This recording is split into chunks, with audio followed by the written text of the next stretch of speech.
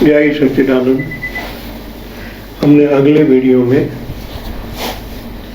भगवत नाम कैसे लिया जाए उन पर थोड़ा चिंतन किया। मैं उस पॉइंट पर आपको ज़्यादा जोर दे रहा हूँ। आज तक हम भगवत नाम तो लेते थे, मगर कैसे लिया जाए वो पता न होने से आज तक हमें हमारे गोल पर हम पहुंच नहीं पाए। जब शब्द चिंतन में आता है, प्राण शक्ति उनके साथ एक होती है, तब इनको गति मिलती है। और गति सबसे पहले इस ईथर में रिकॉर्ड होती है। ईथर में जो प्राण है उनको गति मिलती है। बिना गति से नाम से नामी की यात्रा नहीं हो सकती।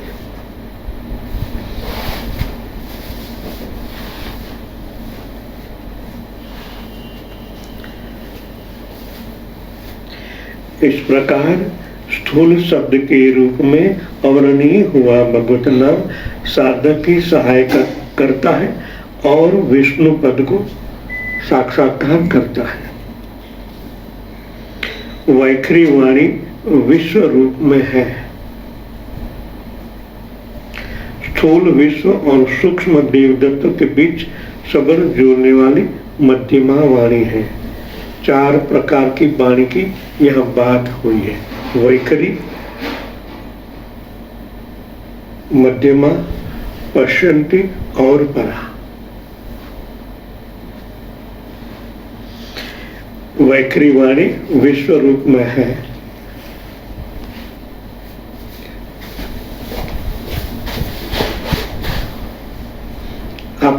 मैंने कहा कि भाई वैखरी वाणी विश्व रूप में है, तो कैसे, किस रूप में है, वो भी समझना पड़ेगा। जब आप वैखरी में शब्द का उच्चार करते हो,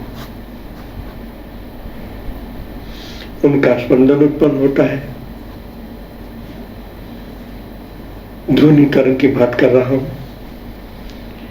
वैखरी ध्वनि तरंग पैदा करती है।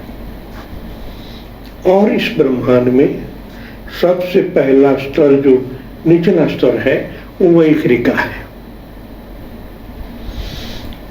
एक बेस बनाती है। आप देखोगे जिस तरह ये मोबाइल, दिन में करोड़ों मोबाइल स्पंदनाएं ब्रह्मांड में भेजते हैं, और हम भी दिन रात विचार करते रहते हैं। एक विचार में कई शब्द और कई शब्दों का अलग अलग तरंग, क्योंकि आपकी भावना अलग अलग है, इसलिए स्पंदना भी अलग अलग होती है।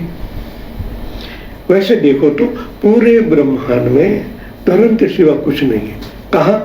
पहले स्टेप पर। वैखरी पहला स्टेप है। ईथर में सबसे पहला स्टेप वैखरी का आता है। कभी सूक्ष्म दृष्टि से आप देखोगे तो तरंग के सिवा कुछ नहीं, इतनी हलचल हो रही है। करोड़ों मोबाइल एक्टिव होते हैं और शब्द कोई एक दूसरे का कनेक्ट नहीं होता है। एक परमात्मा की दी हुई शक्ति है, तो उनके साथ सूक्ष्म तत्व जुड़ा हुआ है, तो कनेक्ट नहीं होने देता। करोड़ों मोबाइल एक्टिव, करोड़ों स्पंदनाएं ब्रह्मांड में है, फिर भी आपका दूसरे का मोबाइल कनेक्ट नहीं हो जाता है। ये वैखरी का प्रभाव है। और हर एक शब्द को अलग अलग स्पंदनाएं मिलती है। कहां से? प्राण शक्ति से। इस तरह मूलाधार चक्र में स्थूल पृथ्वी तत्व है। उस पृथ्वी तत्व के अंदर एक शक्ति है, जिनको हम कुंडलिनी कहते हैं। तो वहां उनका मिलन होता है और तरंग के रूप में ब्रह्मांड में फैलने लगता है। स्थूल विश्व और सूक्ष्म देव तत्व के बीच संबंध जोड़ने वाली मध्यमा वाणी है। हमारे विश्व गले से निकलते हैं, पहले मुंह से निकले, इनके बाद मध्यमा का कर्म आता है। मध्यमा थोड़ी, जिस तरह हम यहां से नीचे जाते हैं वैसे वाणी यहां से ऊपर जाती है। मध्यमा सेकंड पथ है, थोड़ा सूक्ष्म है, उनको जोड़ने वाला देवदत्त। अलग अलग प्रकार की गति में देवदत्त स्थूल और सूक्ष्म को जोड़ता है। तभी जो स्पंदनाएं वैखरी में प्रकट होती है उनको सूक्ष्म स्तर पर ले जाता है, इसलिए उनको मध्यमा कहा। पहले उनके बीच वाला मध्यमा, इनके बाद पश्चंती आती है। इन दोनों को पश्चंती अति सूक्ष्म है, मगर उनके बीच की जो तरंग है मन उनको समझ पाए, क्योंकि अभी मन भी इतना सूक्ष्म नहीं हुआ है, इसलिए उस स्पंदना को वो पकड़ सकता है। हमारे गले में जैसे आवाज आती है, बाहर वाला नहीं पकड़ सकता, मगर हम पकड़ सकते हैं कि हम क्या बोल रहे हैं, तो उनके साथ चेतना का स्तर जुड़ जाता है, इसलिए उनको मध्यमा कहते हैं। पश्चंती देवदत्त को प्रकाशित करती है। तीसरा स्टेज आया पश्चंती का, उनको देवदत्त को प्रकाशित करती है। प्रकाश हमारे अनाहत चक्र में भगवान ने कहा ना, ज्योति स्वरूप में तेरे अंदर हो, तो वहां प्रकाश की किरणें सतत प्रकाशित हो रही है, स्पंदन करती रहती है। जब देवदत्त सूक्ष्म को धीरे धीरे और सूक्ष्म करता है, तभी पश्चंती में अति सूक्ष्म ट्रांसफर होता रहता है। समझो वैखरी से उनका स्तर धीरे धीरे सूक्ष्म होता होता जब पश्चंती में होता है, तब उनको एक प्रकाश की गति मिल जाती है, और जितना सूक्ष्म इतनी स्पीड भी बढ़ती है। साइंस तो कहता है ना, 1 सेकंड में 1,86,000 मील की इनकी स्पीड है प्रकाश की। प्रकाश उनके साथ जुड़ता है और भी स्पीड बढ़ जाती है, और एक स्पंदन उत्पन्न होने से इस पृथ्वी की 7 प्रदक्षिणा 1 सेकंड में हो जाती है। जैसे हम बोलते हैं तो अमेरिका वाले सुन लेते हैं मोबाइल में, कितनी स्पीड बढ़ गई। अरे यह सब स्टार्ट नहीं हुआ, वहां उन्होंने पकड़ लिया, वहां रिंग बजती है। 10,000 किलोमीटर इंडिया अमेरिका का बीच में फासला है, फिर भी यहाँ आपने टच किया तो वहां घंटी बजती है। घंटी कब बजती? उनका स्पंदनाएं वहां होकर सीधी उस मोबाइल पर टच हो जाती है, वो प्रकाश उनकी पूर्ण गति में आता है। और ये पश्चंती आप और परमात्मा के बीच में आदान प्रदान करने के माध्यम है। मध्यमा आपके अंदर है, मगर पश्चंती आप और परमात्मा के बीच में आदान प्रदान करने के लिए सबसे पहला स्टेप है। इसलिए इनका महत्व बहुत है हर एक के लिए। पश्चंती बहुत प्रभावशाली है, क्योंकि परमात्मा का संयोजन होता है, वो प्रकाशित हो जाती है, और उनका तरंग आपके पहले अणु, परमाणु और जिनको कोश के सेल कहते हैं, उनका स्तर वहां तक पहुंचता है। और ये शब्द हर एक के अंदर का सेल को जागृत करती है। हम अनुभव करते हैं, किसी ने हमें प्रेम दिया, हम भाववीर हो जाते हैं। मोबाइल में यहाँ से आप अमेरिका फोन करते हो, प्रेम से बोलोगे, उनका हृदय गदगदित होता है, क्योंकि इनके तरंग उस व्यक्ति के अंदर एक एक सेल के अंदर प्रकाशित होती, स्पंदित होती है, उनका हृदय पुलकित हो जाता है। क्योंकि ये हृदय और नाभि के बीच की है, 72,000 नाड़ियां हमसे जुड़ी है, वैसे ही हर एक के अंदर होती है। उनकी पूरी बॉडी के एक एक सेल के अंदर ये स्पंदनाएं पहुंच जाती है और उनके तरफ सीधा माइंड में जाता है।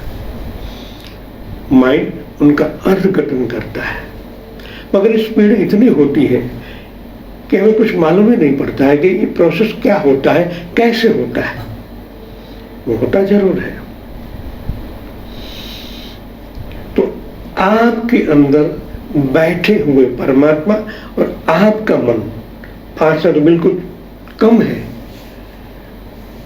मगर फिर भी अवरोधों के कारण हम नहीं सुन पाते। जब ये तरंग परमात्मा तक पहुंचता है, जैसे आप तक पहुंचा, पश्चिंती में रिबाउंस होता है। महत्व की बात ये, जो रिबाउंस हुआ तरंग उनके साथ मन को जोड़ना है। अनुभव कौन करेगा? आपका मन तो करेगा। आदान प्रदान प्रगाढ़ होने के लिए ये पश्चिंती मुख्य स्रोत है। जब आपका मन सूक्ष्म होते होते पहले अग्नि को तपाया, अग्नि को तपाने से उनके आवरण चले गए, मन भी शुद्ध हुआ। जब मन शुद्ध होता है तो दूसरा मन, अज्ञात मन के साथ उनका संयोजन होता है। ये देवदत्त वहां काम करता है, दोनों का मिलाने का। जब मिल जाता है तो ये मन इतना विशाल बन जाता है। यत पिंडे तत ब्रह्मांड के नाते आप वो ब्रह्मांड वाले परमात्मा के अंश हो और पूरा ब्रह्मांड पश्चिम से व्याप है। आपकी स्टेज वहां तक पहुंच जाने से परमात्मा जो बाहर बसा हुआ है सबके दिल में, आपका तरंग उनके साथ ही हो जाता है। तब आप और सर्वव्यापी तत्व के बीच एक आदान प्रदान का एक सेतु बनता है। जब ये प्रगाढ़ होता है तो ये सेतु ब्रह्मांड के साथ जोड़ने से ब्रह्मांड की जो गतिविधि होती है उनकी टोटल इंफॉर्मेशन आपको मिल जाती है। इसलिए पश्चिंती ज्यादा महत्व की है, क्योंकि वाणी है, स्पंदनाएं हैं। बाद में परा में कुछ नहीं है, यहां तक स्पंदनाएं हैं और हमें इनकी ज्यादा आवश्यकता होती है, क्योंकि हम संसारी हैं, माया से जुड़े हुए। जिस तरह हम वैखरी से एक दूसरे से बात करते हैं तो मन से मन की बात होती है, मगर हमारा गोल तो परमात्मा है।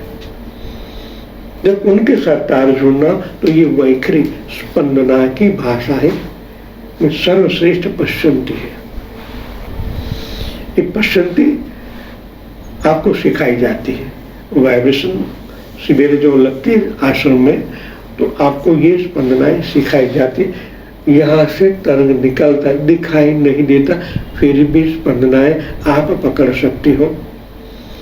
कौन से चक्र में किस तरह स्पंदना आती है, क्योंकि स्थूल सूक्ष्म कारण आपके हाथ में भी है, सात चक्र भी है। कौन सा चक्र किस तरह एक्टिव होता है और मुख्य भूमिका उनकी कहाँ होती है, वो आपको विदित है, जानकारी है।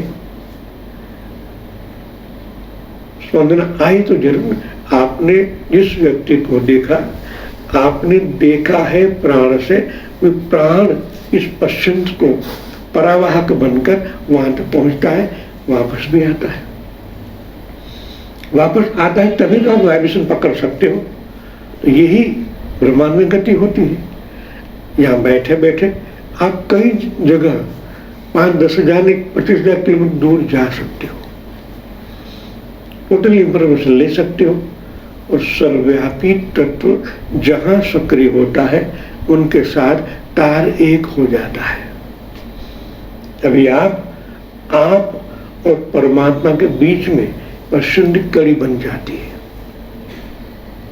आपके भाव आज तक प्रकट तो करते थे, मगर आपका कनेक्शन सूक्ष्म और बाहर के स्थूल के साथ होता था। अब हम जब वैखरी, मध्यमा और पश्चंती तक बात करते हैं, तभी हमारा आदान सीधा प्रदान परमात्मा के साथ एक होता है। इसलिए मैं ज्यादा आपको कहा कि ये पश्चंती महत्व की है।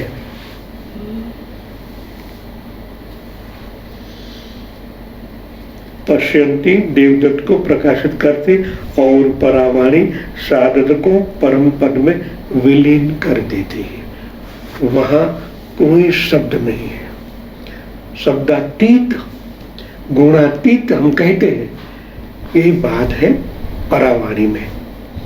परा परमात्मा का खुद का स्वरूप है। परम परा, वहां एक खालीपन था, पश्यंती, अभी दोनों थे, पुरुष और स्त्री। जिस तरह क्षेत्र क्षेत्रज्ञ, इसी तरह पश्चंती में दोनों का मिलन है, आप और सामने वाला। इस परा में सब विलीन हो जाता है, आप खुद परम तत्व के साथ जुड़ जाते हो। इसलिए यहाँ का महत्व तो उनसे भी ज्यादा है। जो हमारा लक्ष्य है वही परा का है, जो हम परमात्मा का स्वरूप कहते हैं, जिनको हम आनंद स्वरूप कहें, सर्वव्यापी तत्व कहें, सत्य कहें, एक ही सा है परा। ये कहते हमारी वैखरी से स्टार्ट होते होते परा तक पहुंचती है, और यही सीख जाने से आप एक आनंद की मस्ती में पूरा जीवन व्यतीत करते हो। जय सच्चिदानंद।